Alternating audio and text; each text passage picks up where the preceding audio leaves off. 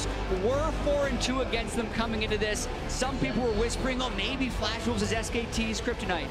No, they are not They are not the kryptonite for SKT here. Total dominance in a 3-0. And David versus Goliath is so often the case when you take to the Rift against SK Telecom T1, and it feels like every tournament, every LCK match day, you need to anoint a new David because Goliath keeps rolling through every contender. Now only the Afrika Freaks, a team that obviously has never gone to an international event, holds a positive win rate against SKT. They're +2, and guess what? LCK Summer's coming soon. They can turn that around as well. And every international tournament inevitably turns into SKT versus the field. Everyone has their best shot at SKT, and time again, they seem to come up short. That one MSI back in 2015, the last time we have seen them losing here internationally, and they move on to the finals in style. Well, you can see smiles there on Faker. I believe he's being collected for some chats after the game, but a round of applause, thundering applause at that from the crowd here in Brazil, and it's all deserved. And it's moments like these where you have to really feel for the players on SKT who haven't had that success before. This will be HUNI's first international tournament finals. That is definitely a step forward for him, vindicating him going back to Korea, not necessarily chasing or focusing on other factors like life experience and money potentially, going to SKT to win, big success. Peanut jumping onto SKT against kind of our expectations. Everyone was like, all right, who's the best pathing jungler available to set up Faker? They went the opposite way. They went for the best mechanics in both roles. And then you get games like these three where you're like, well, when it works, beautiful. Well, certainly looking amazing as always, but we're going to hand it off to our analyst to break down that 3-0 series.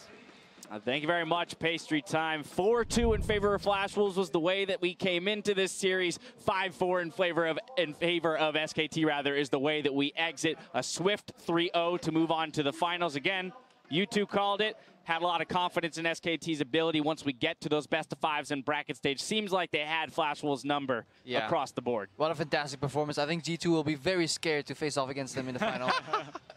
Yeah, I mean, that's some wishful thinking there, Crevo. But, I mean, they really were outclassed, right? Like, let's be honest here. SKT across the board, I think they looked extremely strong. You know, they looked versatile. They showed, once again, protect the AD carry composition, which they hadn't really been playing. So I think that it's such an impressive showing from them. Absolutely. We'll get a word with HUNI, too, in just a couple of minutes. Before we do so, I want to go back to your point around variance, what you brought up here going into Game 3, and how it kind of, you know, supports this point you're making here, Azale, where outclassed across the board, it almost seems like you have to rely on the day to just be performing better. And today, Faker stepped up, had a much better performance than he had during the group stage, and that pretty much puts the kibosh on any chance here for the Flash Wolves. Yeah, and I mean, we talked a lot about on the desk how we were expecting them to try to draft early aggressive, and you know, a lot of people online are talking about this as well. But you have to keep in mind that they may have run these in scrims and failed time and time again, and that's often why you see teams run these other drafts and be like, it doesn't really make sense. Why aren't they playing Elise? Well, they may have gone 0-10 against them in scrims. I mean, this comp in the end was actually pretty good. I liked it. I think Ivern with Lucian is something Kobe has talked about doing this tournament. You can give Lucian the buffs, you know, through Ivern as well. You're trying to snowball the mid lane with this AD carry, and you try and use that to kind of get an advantage, and then also have like late game team fighting with double AD carry, basically. Right.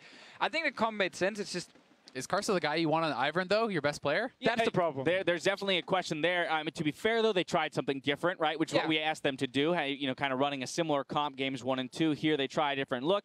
And also, hey, KARSA managed to get the first blood on Lucian with a very interesting Ivern. Clearly Ivern god, you know. Yeah, very much an Ivern god with the flood, the zoning flash. It works out for him. But again, that kill was not enough. We talk about needing large early game advantages to push against SKT. That wasn't enough. We're going to take a look at one replay, our only replay for this game, Acer-worthy replay of the bot lane here for SKT. But we're going to give it to you with Flash Wolves' perspective. Yeah, and this is one of those situations where Flash Wolves' bot lane just plays a little bit better.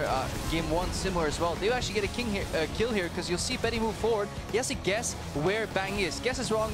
Then the shield comes out. Then there's another incident, whether it was a heal or something, and suddenly this gets turned around, but like Bang should be dead there. If that ward comes out earlier, you know you're playing versus a guy who's going to walk into the brush. If you play that a little bit better in a lot of these situations, then suddenly Flash Wolves' bot lane starts actually winning. Start getting some kills. Obviously, Graves was still on the way down to turn it around, and I'm sure Wolf would have picked up a kill, but Look at that goal grab.